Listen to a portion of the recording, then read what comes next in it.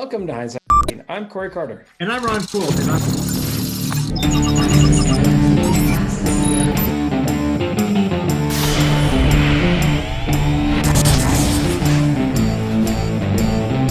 get it started. On this podcast, we've hacked hundreds of entrepreneurs' hindsight to help you, the listener, with better foresight. Now, guys, if you want to know all about what we can do to help you focus on being you, head over to gethhm.com. Keep pushing through those ups and downs that we all will have. We're still going to have amazing conversations with amazing people. Hindsight hacking boils down to amazing conversations with some amazing people.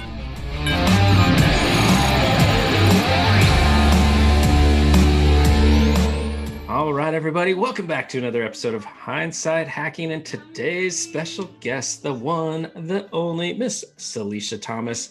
Now, Salisha, she made her Broadway debut in the beautiful Carole King musical. She is a former Miss California, former vocalist for Disney, and a blogger, which we got to get into a little bit as well. And now we're past the pandemic. We're past everything. So Salisha, you've got to be heading back to Broadway soon. And, you got to invite Ron and I because we definitely need to go and check it out. Now, Salisha is the host of the podcast Black Hair in the Big Leagues. And she's starting a new podcast, a second show that we get to talk to her about soon. So, Salisha, welcome to the show. Oh, thank you for having me. I'm literally so pumped to sit down and talk with you guys. This is awesome. We are so excited to have you. We've been wanting to get you on the show for a while, but before we get too far into it, why don't you take a little bit and let everyone know who is Salisha? Oh my gosh, who is Salisha? You covered like a lot of things in my bio, Corey, but literally this journey, I'm on like a spiritual journey right now. I know this is I have been at so many points in my life where I have a fork in the road. So before I moved to New York City, I had a whole life set up in California. I was working at Disneyland as Princess Tiana. It's like my dream job in college. I'm like, oh my goodness, I just want to be a princess and a vocalist. And really, my heart was being called to New York for so long. And I'm here now, spoilers, and I love it here. But before I moved here, I was like, I can't just pick up my life and move. And while I was here, I'm always looking for signs. I'm like, God, if you're trying to talk to me, I'm listening. And he will send some interesting people or ways to communicate with me. And when I got here, a homeless man, he sat down next to me when we were waiting for the train. And he was like, I don't know who you are, but you need to move here and you need to do it now. Dude, chills right there. Chills. And I felt chills too. I had goosebumps all over my body. The train comes in. I'm like, oh my gosh, what's happening? And he doesn't get on the train. The doors are shutting and he literally mouths the words, good luck. I'm like, what is happening? And that day I put my notice in for Disneyland. And within 2 weeks, I'd moved. I'd gotten I sold all my things in California, come back to New York City, and heard about and was cast in Beautiful, the Carole King musical, on tour. And so I went on tour for 2 years. I took a week off and became Miss California. I ran a marathon on a 2-show day. I sang the national anthem at a Giants-Dodgers game. I had such a great time, and so I transferred to the Broadway show, closed that show. It was like literally my favorite show ever, and then was in rehearsals for the Britney Spears musical before this pandemic, and now here we are. I mean, a lot has happened in the pandemic, but here we are. Right. So fun. So first of all, my daughter probably would want to meet the very own Disney princess. So you could not do anything else and you would be the hero for her. Oh my gosh. She is the one that wears the crown around the house as well as sings and dances to anything she can. And that's so sweet. So, yeah, that would be. What's her name? Her name is Delu. Delu. That's awesome. Where'd you even make that name up? Oh, we found that, and it's actually of African origin, but it means the only girl. And yeah, it's just, she's the only girl amongst a bunch of boy sibling and cousins and stuff. And yeah, it's stuck. So, Oh, but yeah, she's she would love so sweet. that part of your life. She would Oh, love the Britney and the on the musical stuff and all that. But so I know fun.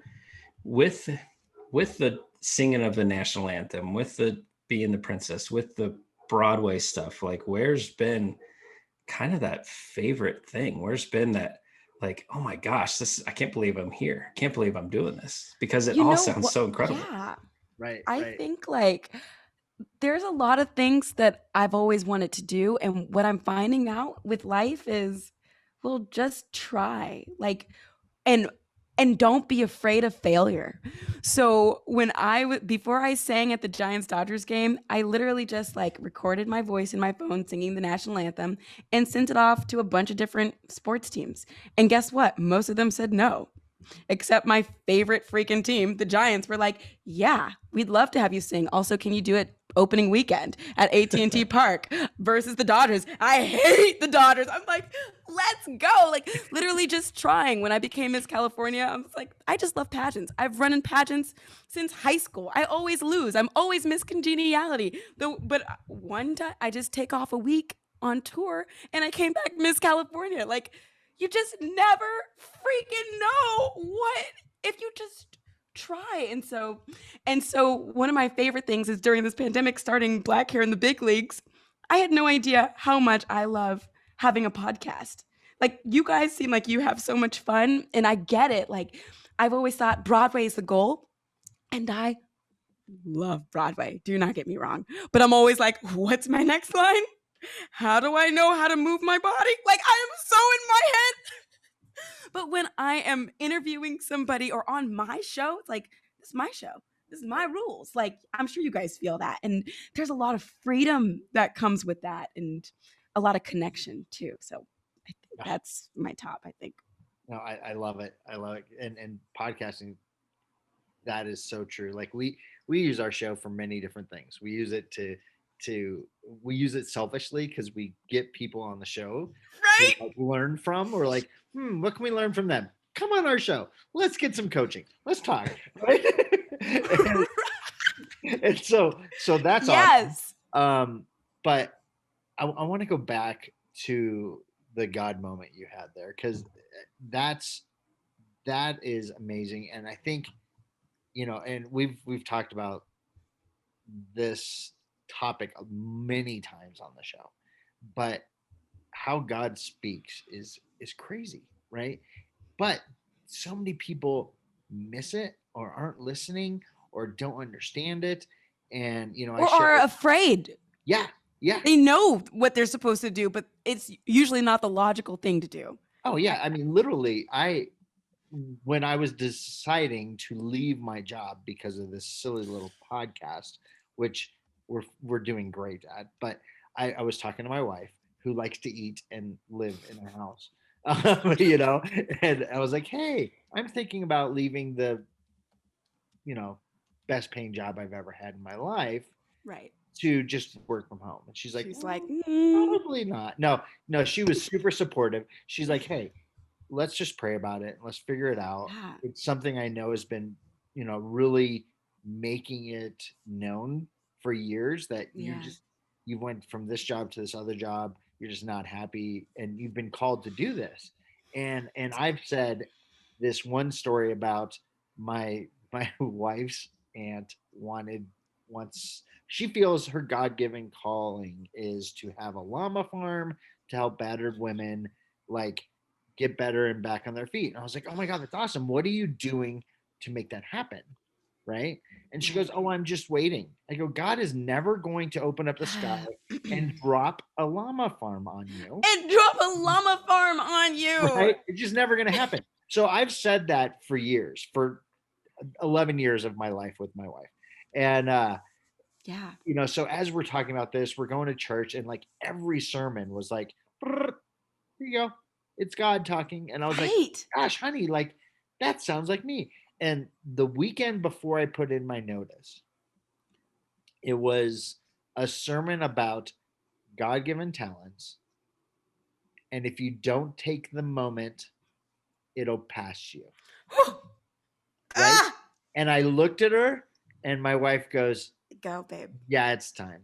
It's And I'm time. like, yeah, right. Ooh, what a But- blessing to have a supportive partner like that too. Well, that was the thing. And Corey and I, when we made this decision, that was the first part of our conversation. We're like, hey, if we don't have support at home, Yeah. it's going to fail. Right.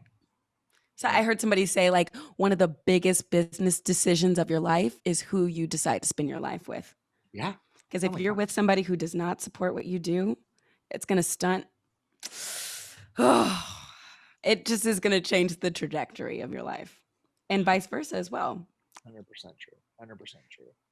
100% true. Okay. So going back to that moment Yeah. and you took action. One, bravo. Thank you. Bravo. And I can, like, I visually saw the moment happening when you were telling me it. I was like, oh my God, this is crazy. Have you told that story to like your family, or especially like you're a Disney princess at the time? Like that's probably every girl's dream job to have. It And was you're so like, fun. hey, Deuces, homeless guy told me to move. So I'm moving, right? Like Right. if you just said that out loud, people are probably like, wow, I think she's lost her mind. Right. Right.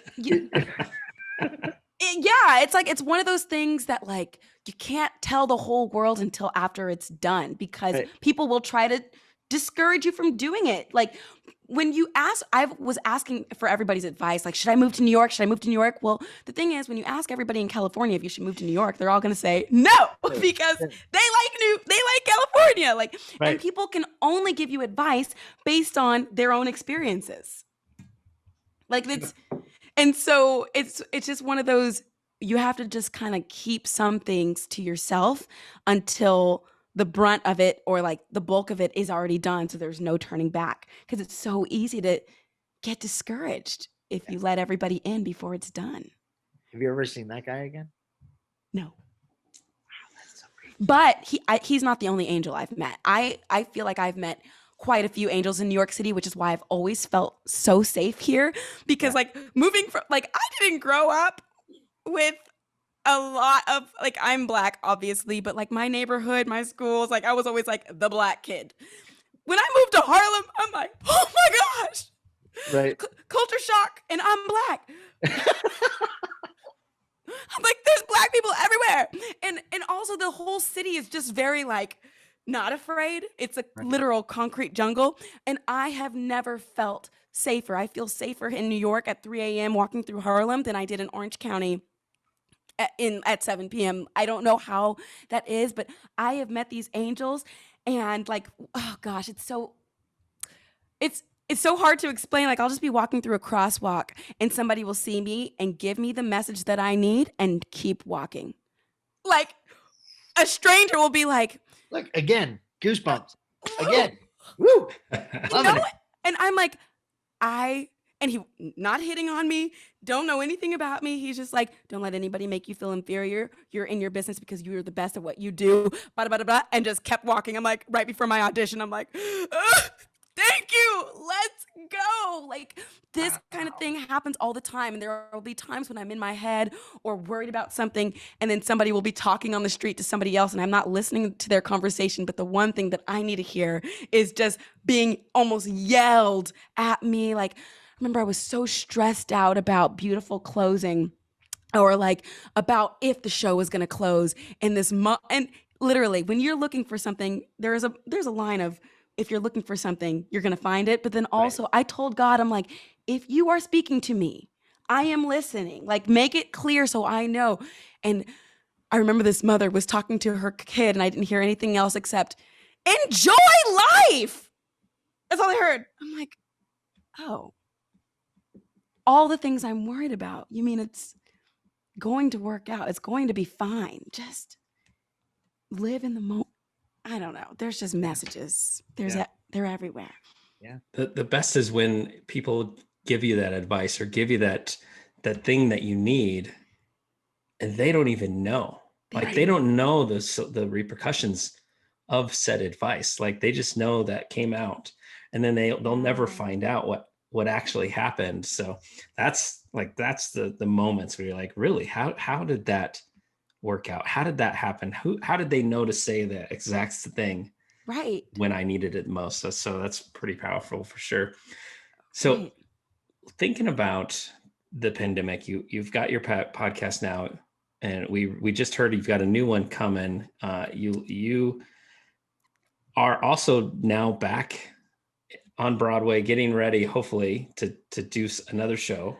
We're hoping. Like, the show has been announced, the cast has not been notified yet. So we're all in the group chat like, have you heard anything? They're like, offers are coming soon. So we're all just kind of waiting for that contract. But is this the same show or new show? Same show. Same show. I mean, you never know. Like, new shows will always come about, but right. I'm keeping my fingers crossed for the same way. I had so much fun. We had just finished mounting the first act.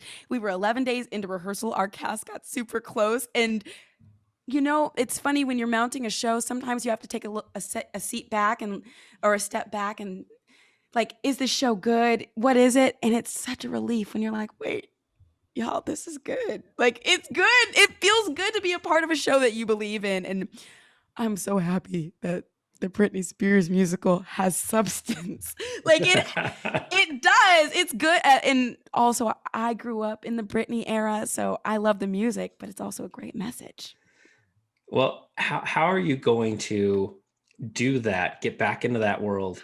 But now you've got your podcast, so you've got other things that have come up since the pandemic. You guys know, like, it's your podcast, your rules. It's your time schedule. You get to set everything.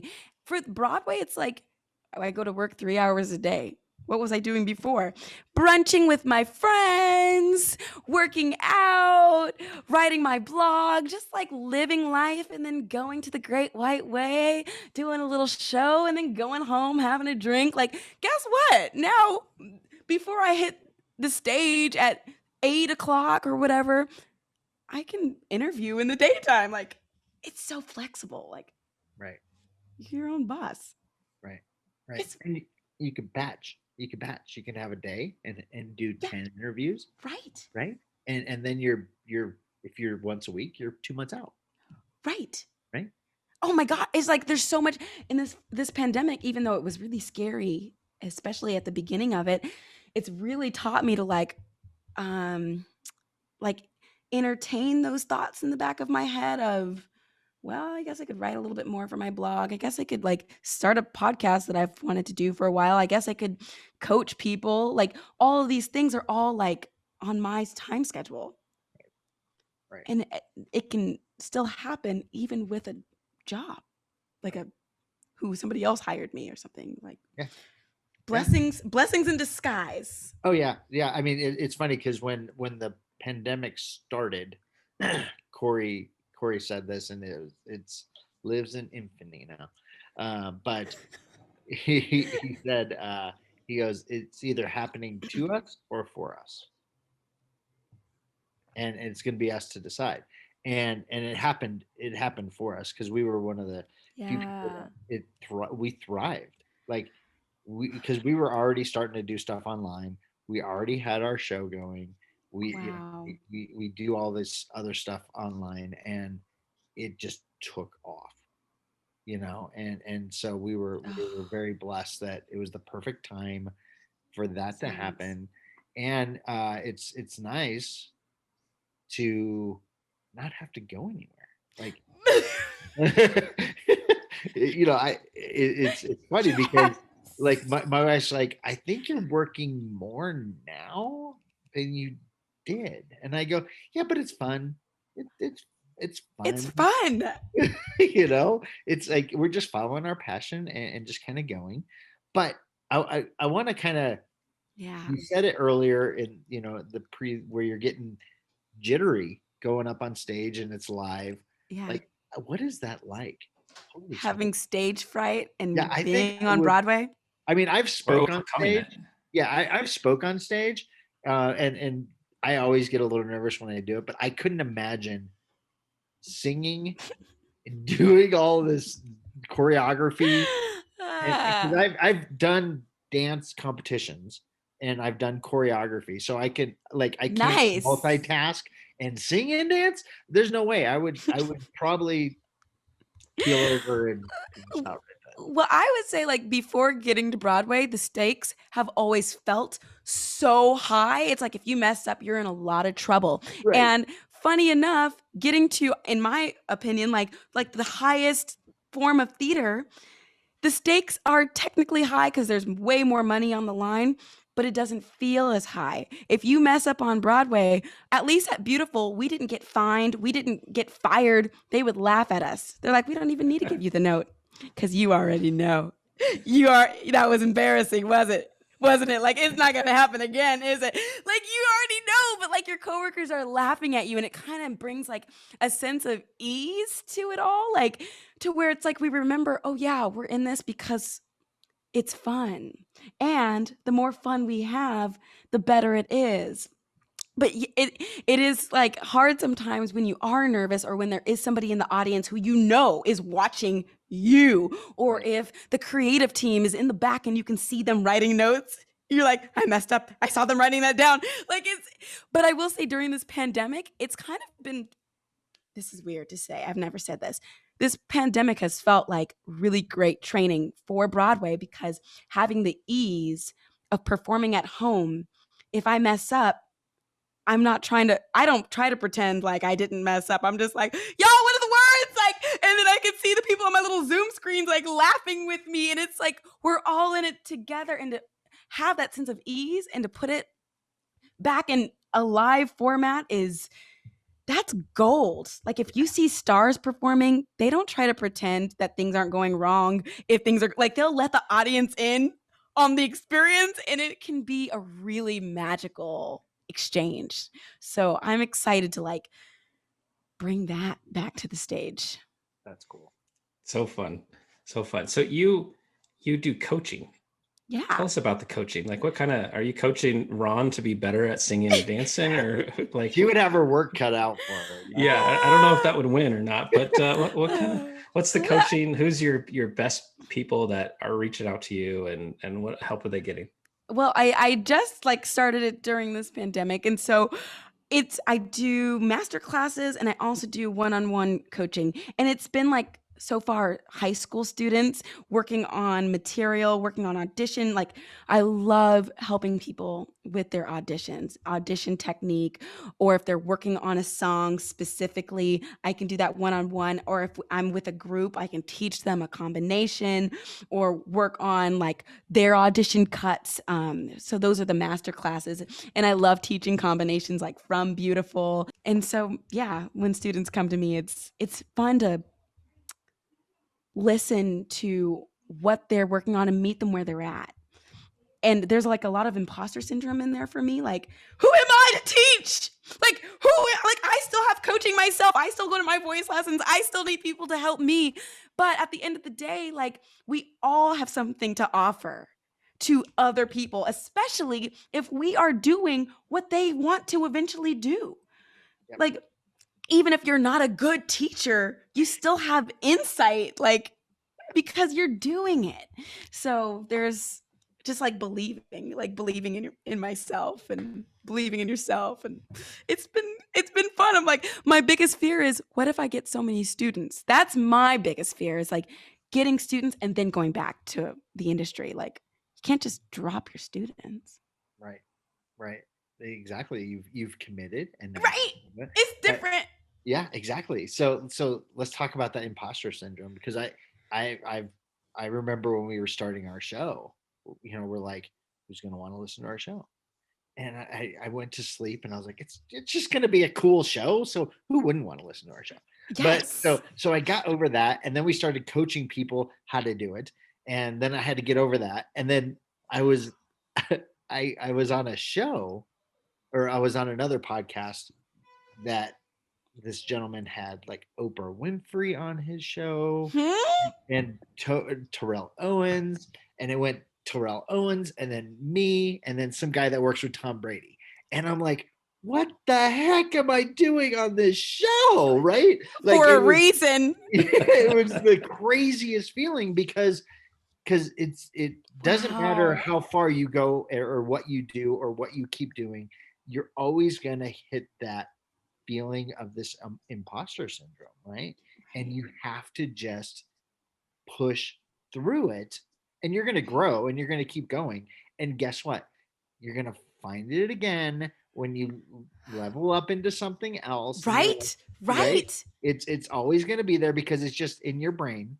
It's I like to say it's just the enemy. Okay, obvious like imposter syndrome, but then also like you're in the like you're in that realm.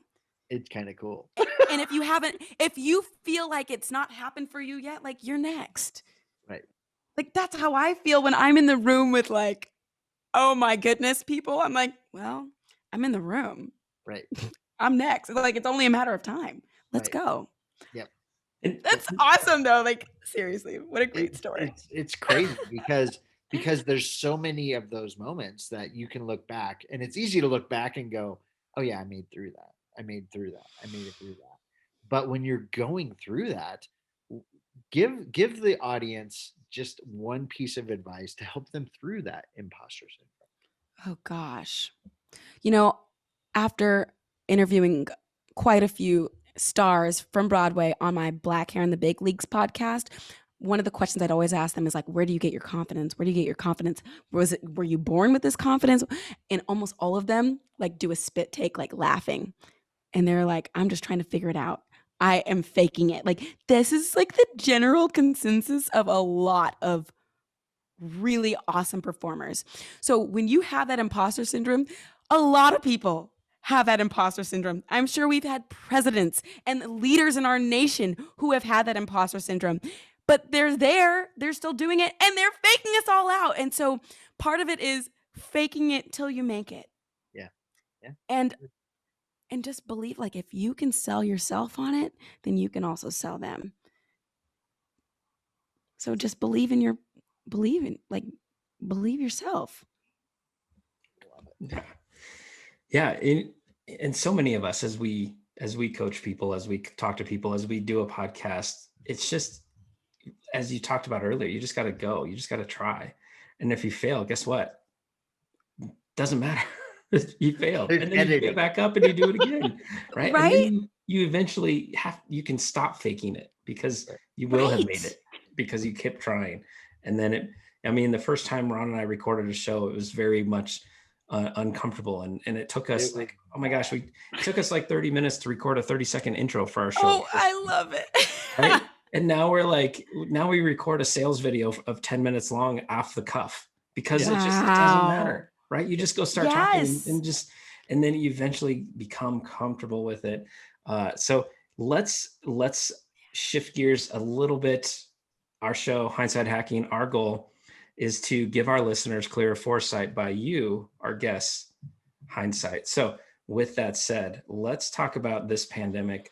Let's talk about some of those transitions you've made in your life and with the power of hindsight. If you could go back, if you could give yourself advice from a year ago, 5 years ago, what advice would you give to help people not have to go through those bumps you went through?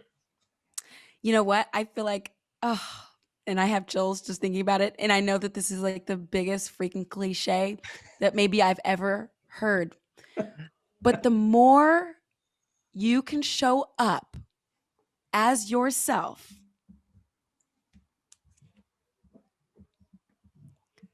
I have tried to hide who I am, my hair, dim down my personality, pretend I'm not as smart as I am, try to dress regular when really I want to wear a ball gown. Like I have tried to do all these things. And whenever I've done those things, it never gets me as far as it does when I show up how I want to show up, how me being who I am. Like me, I was Miss California. I've always been the girl who loves to overdress and to like be dramatic. Like this afro on my head, I have hidden it for so long, but when I wear it, I feel freedom. I feel limitless. And when I show up, and I'm not trying to be so perfect with my and my, oh, what do they think about me? But just show up with my personality when somebody gives me a microphone. It is always well received, always. But I will say, for the little disclaimer, if it ever was not received, I never regret it because I was me. Yep. So that can be a scary thing, especially if you live in a world of like, that's telling you to conform. And where I grew up, like in California, in my opinion, it is really, you're cool when you fit in. And then when I moved to New York, you're cool if you stand out. Right. That's what like the shift that I took, which is why I love New York so much, even though I also I love California. But yeah, just being you and doing it unapologetically.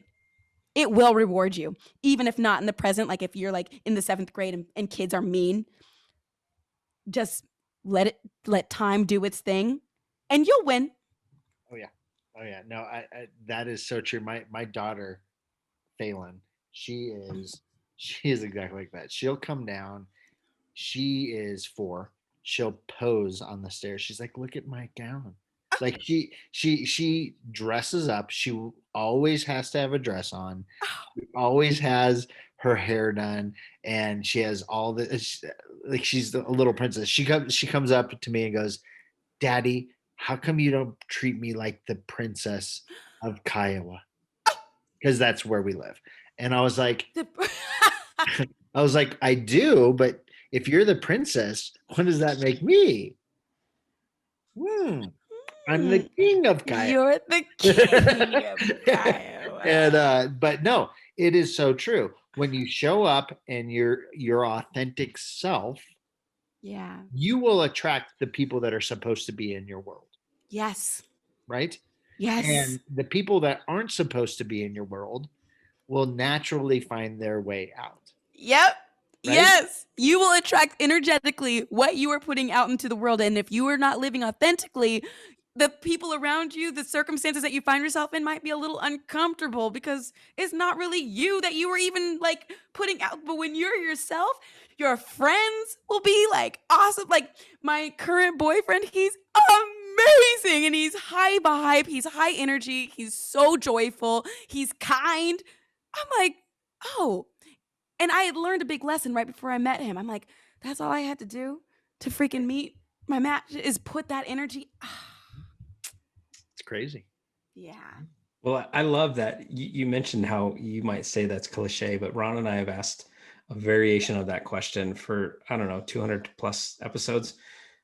No one has ever had an answer like that. Nope. So that is not a cliche answer, by the way. Like that is like a powerful, it was super powerful. Freaking show up as you, as yourself. Like powerful statement that every kid, every, random person that listens to our show needs to hear. So love it. Everyone in Singapore, please pay attention.